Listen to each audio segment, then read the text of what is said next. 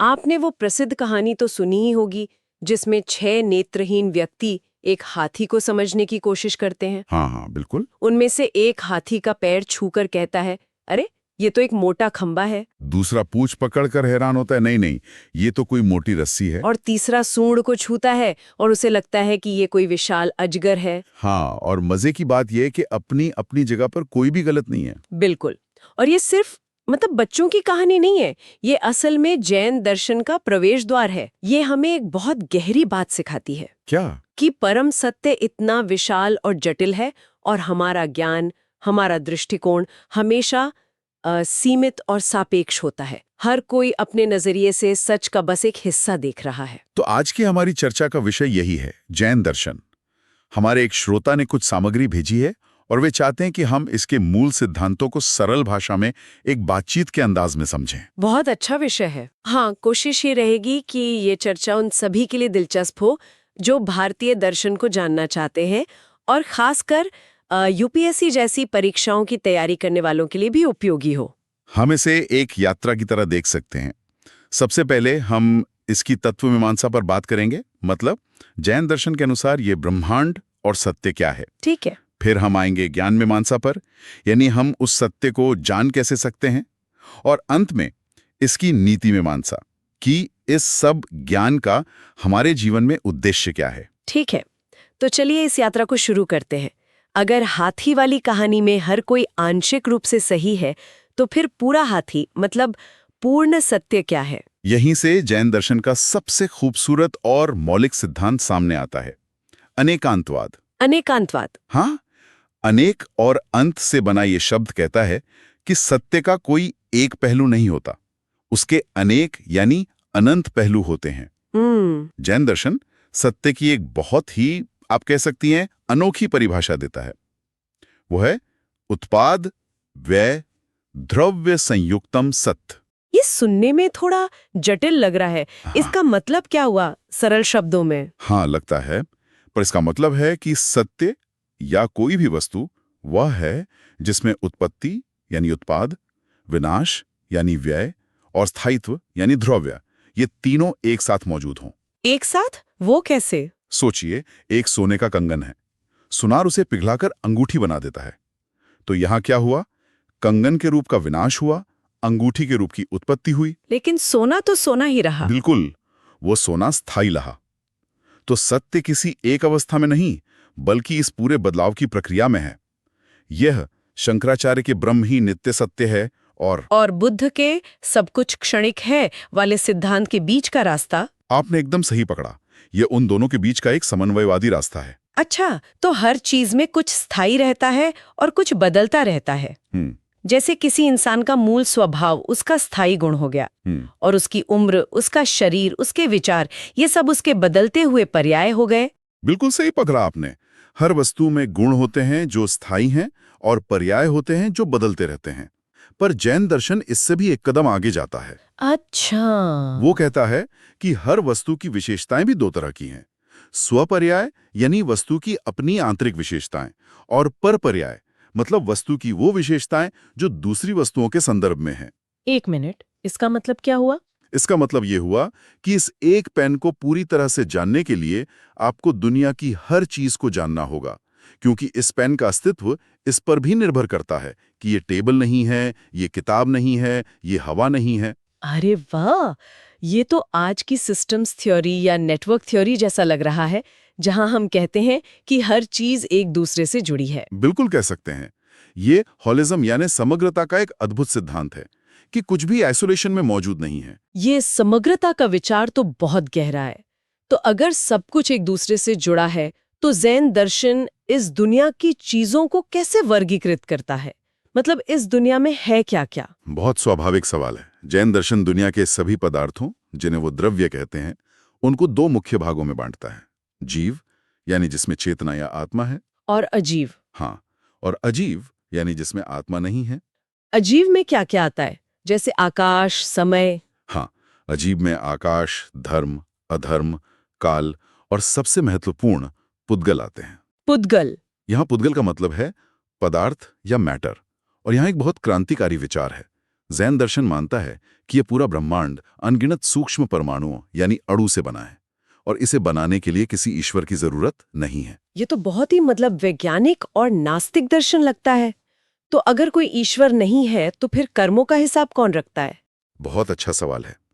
जैन दर्शन के अनुसार कर्म कोई अदृश्य शक्ति नहीं, बल्कि वो भी पुद्गल यानी पदार्थ के सूक्ष्म कण हैं। अच्छा। जब हम कोई अच्छा या बुरा काम करते हैं तो वो कर्म कण हमारी आत्मा से चिपक जाते हैं और उसके स्वाभाविक गुणों को ढक देते हैं। ये एक स्वचालित सेल्फ रेगुलेटिंग व्यवस्था है। और जीव यानी आत्मा के बारे में क्या खास मान्यताएं हैं? उसका असली स्वभाव क्या है? जैन दर्शन के अनुसार हर जीव, चाहे वो इंसान हो या चींटी, अपनी शुद्ध अवस्था में अनंत चतुष्टय से युक्त है। अनंत चतुष्टय यानी उसमें अनंत ज्ञान, अनंत दर्शन, अनंत शक्ति और अनंत आनंद पहले से ही मौजूद है। कर्मों का पर्दा हटने पर यह स्वभाव अपने आप प्रकट हो जाता है। और एक और बहुत ही दिलचस्प बात है आत्मा का आकार। जैन दर्शन मध्यम परिमाणवाद को मानता है। रुकिए, आत्मा का आकार शरीर के बराबर होता है? मतलब एक ही आत्मा अगर चींटी के शरीर में है तो चींटी जितनी, और हाथी के शरीर में है तो हाथी जितनी? हाँ बिल्कुल। आत्मा को प्रकाश की तरह माना गया है, जो जितने बड़े कमरे में होता है उतने बड़े आकार में फैल जाता है। ये तो कमाल का विचार है। तो अगर वास्तविकता इतनी जटिल है, हर चीज से जुड़ी है और हमारा ज्ञान सीमित है, तो इसका मतलब तो ये हुआ कि हम जो भी कहते हैं वो हमेशा अधूरा ही होगा। आपने बिल्कुल सही नब्ज पकड़ी है। और इसी सवाल का जवाब है जैन दर्शन का दूसरा महत्वपूर्ण सिद्धांत, शायदवाद। शायदवाद। अगर अनेकांतवाद वास्तविकता का सिद्धांत है तो शायदवाद हमारे ज्ञान और भाषा का सिद्धांत है। यहाँ शायद शब्द का मतलब शायद या मे बी नहीं है, जैसा कि अक्सर लोग समझते हैं। तो फिर क्या है? इसका सही अर्थ है सापेक्ष रूप से या एक दृष्टिकोण से। इसे किसी उदाहरण से समझा सकते हैं? जरूर। मान लीजिए दिल्ली में अभी 25 डिग्री सेल्सियस तापमान है। कोई व्यक्ति जो साइबेरिया से आया है वो कहेगा कि यहाँ तो बहुत गर्मी है। सही बात है। उसी समय कोई व्यक्ति जो सहारा रेगिस्तान से आया है वो कहेगा यहाँ तो मौसम बहुत ठंडा है। अब तापमान तो एक ही है, 25 डिग्री, पर दोनों के कथन अपने अपने दृष्टिकोण से बिल्कुल सही हैं। अच्छा, तो स्यादवाद यही बौद्धिक विनम्रता है। ये हमें कट्टर होने से बचाता है। बिल्कुल। ये कहता है कि दूसरे का दृष्टिकोण भी सही हो सकता है। इसी आधार पर वो सप्तभंगी न्याय यानी 7 तरह के कथनों की बात की गई है ना? हाँ, ये किसी भी वस्तु के बारे में बात करने के 7 सापेक्ष तरीके बताता है। इसके पहले 3 सबसे महत्वपूर्ण हैं। मान लीजिए हमारे सामने एक घड़ा है। ठीक है। पहला कथन है स्यात् अस्ति, यानी सापेक्ष रूप से ये घड़ा है। दूसरा कथन है स्यात् नास्ति, यानी सापेक्ष रूप से यह घड़ा नहीं है, मतलब यह कपड़ा या मेज होने के दृष्टिकोण से नहीं है। और तीसरा सबसे दिलचस्प है स्यात् अस्ति च नास्ति च, यानी सापेक्ष रूप से यह है भी और नहीं भी है। अपने स्वरूप में यह घड़ा है पर दूसरे के स्वरूप में यह नहीं है, और दोनों बातें एक ही समय में सच हैं। मतलब ये सिर्फ एक लॉजिकल एक्सरसाइज नहीं है, ये हमें संवाद करना सिखाता है। ये हमें सिखाता है कि जब कोई हमसे असहमत हो तो सकता है वो गलत ना हो, बस एक अलग नजरिए से बात कर रहा हो। बिल्कुल, यह विवाद को संवाद में बदलने का सूत्र है। तो इन सब का क्या मतलब है? इस पूरे दर्शन का मकसद क्या है?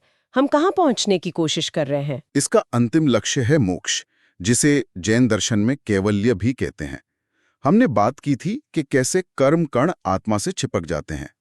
इस अवस्था को बंधन कहते हैं। और मोक्ष? इन सभी कर्मों के बंधन से पूरी तरह मुक्त हो जाना, आत्मा का अपने अनंत ज्ञान, अनंत आनंद वाले शुद्ध स्वरूप में लौटाना ही मोक्ष है।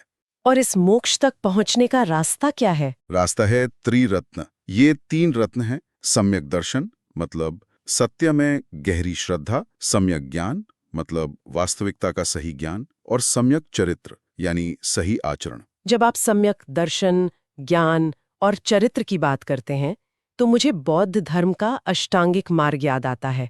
क्या इनमें कोई समानता है? समानताएं जरूर हैं, लेकिन जैन दर्शन इस बात पर बहुत जोर देता है कि मोक्ष के लिए इन तीनों का एक साथ होना अनिवार्य है। सिर्फ ज्ञान से मोक्ष नहीं मिलेगा अगर आचरण सही नहीं है। अच्छा। और सिर्फ सही आचरण से भी नहीं मिलेगा अगर सही समझ और श्रद्धा नहीं है। और सम्यक चरित्र यानी सही आचरण में क्या शामिल है? इसका आधार है पंच महाव्रत, अहिंसा, सत्य, अस्तेय यानी चोरी न करना, ब्रह्मचर्य और अपरिग्रह। अपरिग्रह यानी जरूरत से ज्यादा संग्रह न करना।